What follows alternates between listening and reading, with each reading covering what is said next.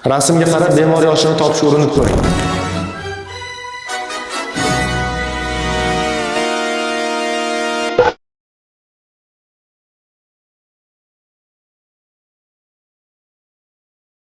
Bemorimizda ortiqcha grijalarni olganmiz, yuqori qovoqlaridan ortiqcha terilarni olib, maksimal akkuratni bir xil natija qilib berganmiz. Tak, rasmda solishtirishingiz mumkin, qay darajada farq bo'lgan. Sizlarni qiynalmaymiz. Bemorimiz 39 yoshda edilar va ko'rib turibsizlar, 50 yoshdan katta yoshga o'xshab ko'rinardilar rasmda va hozir qanaqa chiroyli holatga kelganlar, endi o'zlarining yoshlariga nisbatan yosh ko'rinishga ega bo'lganlar. Bamshishlarimiz ketadi, ko'zimiz hali tabiiy mamnun holatga keladi. Grijalarni ko'rasizlar, yo'q.